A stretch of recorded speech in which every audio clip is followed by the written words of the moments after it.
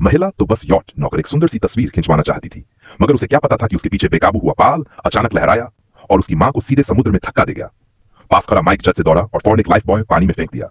फिर उसने टीना को कहा, जल्दी जाओ, केबिन से कंबल ले आओ। टीना जब कंबल ढूंढने लगी तो सीट के नीचे छुपा पूरा का पूरा हथियारों का जखीरा देखकर उसके होश उड़ गए। शुक्र है कि माइक की मदद से उसकी मां को बचा लिया गया। टीना ने चैन की सांस ली, पर यह शांति सिर्फ तूफान से पहले की खामोशी थी। रात को टीना को कुछ आवाजें सुनाई दी।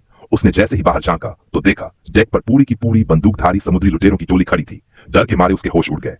तेजी से सीट के नीचे से एक पिस्तौल निकाली और छिपकर जवाबी हमला करने की सोची, लेकिन जैसे ही वो झांक कर बाहर देखती है, उसने अपनी मां को गोली लगते देखा। एक ही झटके में मौत भी गोली से जख्मी हो गया। घबराकर टीना भागी और एक छोटे से गड्ढे में छिप गई। समुद्री लुटेरे खोजते हुए वहीं पहुंचे, मगर किसी तरह वो बच निकली। जैसे ही लुटेरे निकल गए, टीना को लगा अब सब ठीक है, लेकिन तभी देखा यॉट में आग लग गई थी। स्पष्ट था, लुटेरों ने सबूत मिटाने के लिए आग लगाई थी। टीना ने तेजी से फायर एक्सटिंग्विशर उठाया और आग बुझाई। सुबह होते होते यॉट जलकर बुरी हालत में आ गया था। पाल तक बर्बाद हो चुका था। चारों तरफ सिर्फ नीला समुद्र। टीना पहली बार पूरी तरह टूटी हुई महसूस कर रही थी। तभी उसकी नजर समुद्र में डूबे एक रस्सी पर गई। वो रस्सी खींचने लगी तो देखा माइक उस रस्सी से बंधा हुआ था। उसने फौरन माइक को ऊपर खींच लिया। खुशकिस्मती से माइक अभी जिंदा था।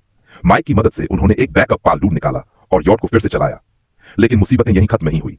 अब यॉट से पानी रिसने लगा था। टीना ने तुरंत उसे ठीक किया।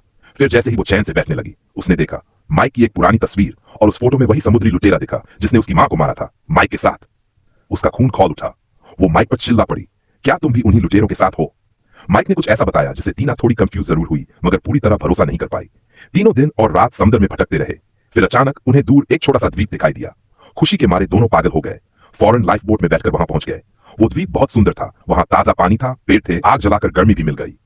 मगर माइक को अब लगने लगा कि टीना अब पूरी तरह उसकी है, और तभी उसने असली चेहरा दिखा दिया।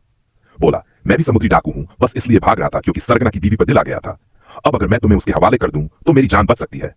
ये सुनते ही टीना डर के मारे कांपने लगी। उसने हाथ बढ़ाया और बैग से वही पिस्तौल निकाली, पर अफसोस उसमें गोली नहीं थी। माइक ने पहले ही निकाल ली थी। माइक ने उसे काबू में करने की कोशिश की, मगर टीना किसी तरह रस्सियों से छूट निकली और दौड़कर जंगल में भाग गई।